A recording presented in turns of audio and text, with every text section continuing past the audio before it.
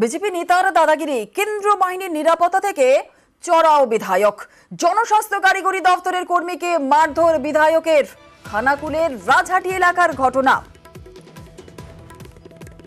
মারধরের ঘটনা সিসিটিভি ক্যামেরায় দেখছেন সেই ছবি। বিজেপি নেতার দাদাগিরি, কেন্দ্র বাহিনীর নিরাপত্তা থেকে চড়াও বিধায়ক, জনস্বাস্থ্য কারিগরি দপ্তরের কর্মীকে মারধর বিধায়কের, খানাকুলের রাজহাটি এলাকার ঘটনা। আর মারধরের ঘটনা সিসিটিভি ক্যামেরায়।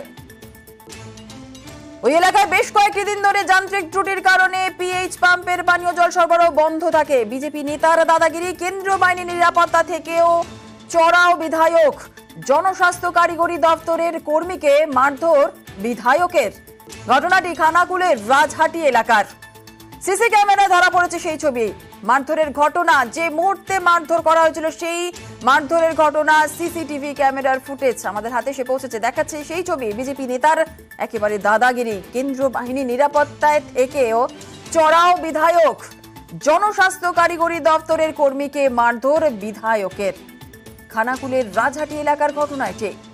আর মারধরের সময়ে, যে সময় মারধর করা হয়েছিল, মারধরের ঘটনা, সিসিটিভি ক্যামেরার ফুটেজ আমাদের হাতে এসে পৌঁছেছে। বিজেপি নেতার দাদাগিরি, কেন্দ্র বাহিনী নিরাপত্তায় থেকেও চড়াও বিধায়ক, জনস্বাস্থ্য কারিগরি দপ্তরের কর্মীকে মারধর বিধায়কের। খানাকুলের রাজহাটি এলাকার ঘটনা।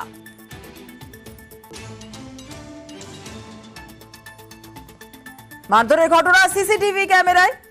ওই এলাকায় বেশ কয়েকদিন ধরেই যান্ত্রিক ত্রুটির কারণ দেখা যাচ্ছিল।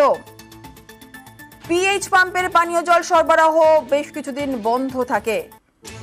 পাম্পের কর্মীরা বিজেপি পরিচালিত পঞ্চায়েতে সেই সমস্যার কথাও জানিয়েছিলেন। আর অভিযোগ তারপরেও পঞ্চায়েতের প্রধান সহ খানাকুলের বিজেপি বিধায়ক সুশান্ত ঘোষ তার দলবলকে সঙ্গে নিয়ে ওই পাম্প কর্মীদের ওপর চড়াও হন।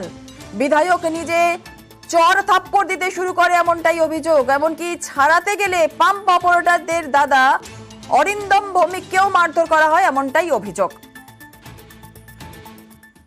আমাদের এমএলএ সুশান্ত ঘোষ খানাকুল বিধানসভার প্রায় 15-20 জন সাংবাদিককে নিয়ে আমার দোকানের সামনে আসে। যথারীতি আমার ভাই এবং তারকরাই পিএইচির বাইরে দাঁড়িয়েছিল। কে আছে তাকে ডাক, আজ তোদেরকে মেরে থেতো করে দেবো, এই করে দেবো বলে অকথ্য ভাষায় গালাগালি এরকম বলে। সেই অবস্থায় হঠাৎ থেকে আমার দিকে চড়া হয়ে এগিয়ে আসতে থাকে। হঠাৎ করে গালে একটা এমন চড়ায়, সুশান্ত ঘোষ নিজে গেঞ্জি ফেঞ্জি এবার ছেঁড়াছিড়ি হয়েছে। সিকিউরিটি সামনে আছেন, মারধর হয়ে যাওয়ার পর ওনাকে আটকানোর চেষ্টা করছেন। তার আগে ওনারা কেউ আটকাচ্ছে না, সিকিউরিটি এখন দাঁড়িয়ে দেখছে। সমস্যাটা হয়েছে পিএইচিতে। মাননীয় সুশান্ত ঘোষ বিধায়ক, তিনি আমার দোকানের সামনে এসে মারধর করেন কি করে আমাকে।